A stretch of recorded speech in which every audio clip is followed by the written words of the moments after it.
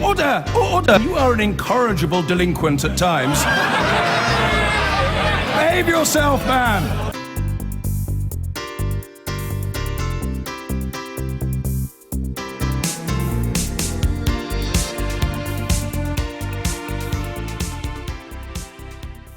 The President has announced a number of executive orders since he was sworn in. Our diplomatic editor, Dominic Waghorn, is here with me now, and he started as soon as he took office. He has. Let's just remind us what the sort of overriding central philosophy that he articulated again very forcefully and unashamedly in his speech was, which is, as we all know, it's putting his country ahead of anything else. This is how he put it in his speech.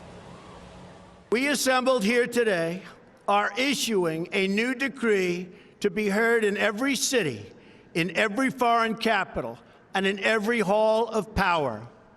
From this day forward, a new vision will govern our land.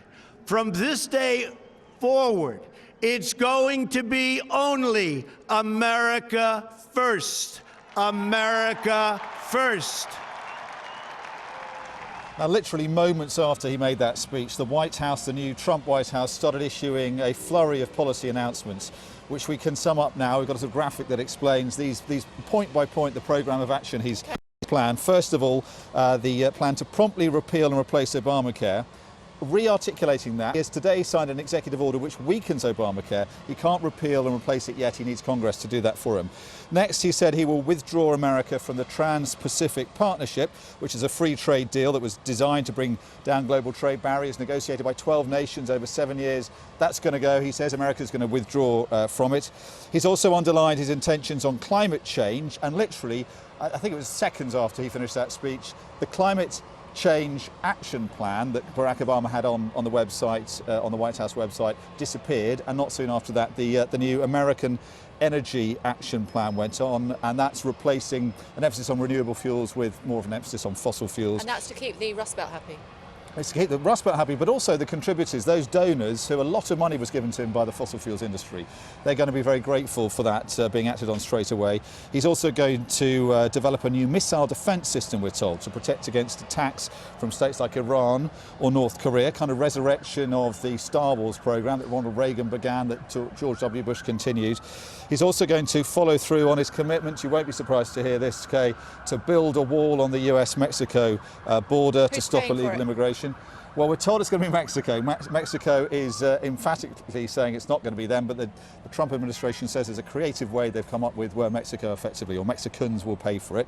He's also committed to uphold Second Amendment rights at every level, he says, of the country's judicial system. That, of course, is the right for every American to own and to bear arms. What have these all got in common? Well, they are, as I say, showing gratitude for the money that was given to him by a number of special interest groups. The gun lobby, the fossil fuels industry, the defence industry. All these groups gave a lot of money to Donald Trump once he became the candidate, and in a way this is an acknowledgement that there's a quid pro quo there. Of course, it's also in line with what he said on the campaign trail. All these things he wants to do, and he wants to give the impression, I think, that he knows what he wants to do in office, aware that the criticisms out there are that he doesn't really know what he wants to do. As Vice President Joe Biden put it in classic Joe Biden language, we have no freaking idea what this guy's going to do. Well, Donald Trump is making it pretty clear he's got a plan and he wants it acted on pretty quickly. How is he going to react? Because we know he's going to the CIA later on, isn't he? He's going to apparently thank them for their support. That should be an interesting conversation, given what he's been saying to them previously about Russia and hacking. Absolutely, and in his press conference he said that what the intelligence community did over this dossier, alleging that he went to a hotel in Moscow, consulted with Russian prostitutes, that effectively has been co-opted by Russian intelligence. The way they leaked that, or he thought they might have, and what they said to CNN about it, he said was acting like happened in Nazi Germany, and we've heard from intelligence agency chiefs saying that that has undermined morale. They're not happy with it. Now, what he's saying is he's not happy with the politicised leadership of the intelligence agencies, the spies themselves, the rank and file he's happy with. So he's going there to make that clear.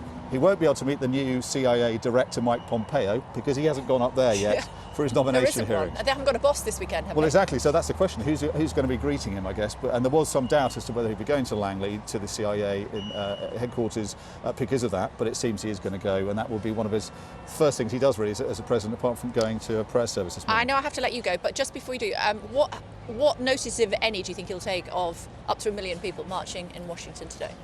Well, I think publicly he's probably going to brush it off. But the fact is that what we're seeing here, and it seems to be acknowledged now, is greater crowds than we saw yesterday at the Streaming inauguration. out of Union Station. Right, and these are the sort of scenes that we saw 4 years ago at the inauguration. It's what we've got used to seeing at inaugurations that we didn't see yesterday. The atmosphere was flat. There were just not as many people turning out. There were whole stands, as you saw where you were, which were empty. People were not turning out. It was boycotted effectively by this city.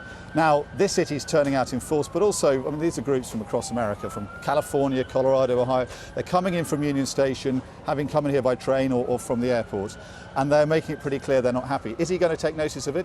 He is pretty thin-skinned, and he reacts, as we've seen, pretty provocatively to any kind of criticism.